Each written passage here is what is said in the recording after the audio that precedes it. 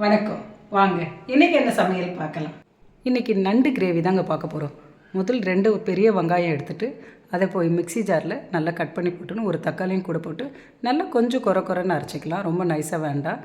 அதுக்கப்புறம் அதே ஜாரில் 25 பல்லு பூண்டு, 3 இன்ச் அளவுக்கு இஞ்சி, நான் குட்டி ஸ்பூனில் ஒரு 3 ஸ்பூன் மிளகு, 2 ஸ்பூன் சோம்பு, அதுக்கப்புறம் 3 பச்சை மிளகா, கொஞ்சம் கொத்தமல்லி, ஒரு கைப்பிடி அளவுக்கு தேங்காய், கொஞ்சம் உப்பு போட்டு நல்லா நைஸாக அரைச்சி வச்சுக்கோங்க. இது கொஞ்சம் நல்லா நைஸாக அரைச்சா தான் நல்லாயிருக்கும்.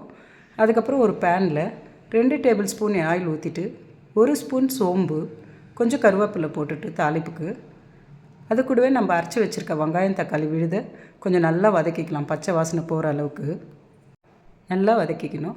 அதுக்கப்புறம் அதே பேனில் அந்த பச்சை வாசனை போன பிறகு நம்ம அரைச்சி வச்சுருக்கிற விழுது, அதாவது தேங்காய், சோம்பு, மிளகு விழுது இருக்குல்ல, அதையும் போட்டு நல்லா வதக்கிட்டு அதுவும் பச்சை வாசனை போகணும்.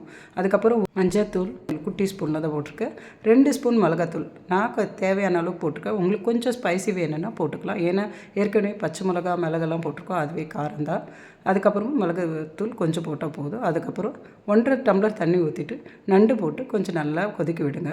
நல்லா பச்சை வாசனை போயிட்டு நல்லா கிரேவி சுண்டி வரும்போது இறக்கிட்டு அது மேலே கொஞ்சம் கொத்தமல்லி போட்டு கிள்ளி போட்டு இறக்கி பாருங்கள். அவ்வளோ அருமையான கிரேவி ரெடி ஆச்சு. இது சப்பாத்திக்கு, தோசைக்கு எல்லாத்துக்குமே நல்லாயிருக்கும். சாதத்துக்கு இன்னும் அருமையாக இருக்கும். நீங்களும் ட்ரை பண்ணி பாருங்கள்.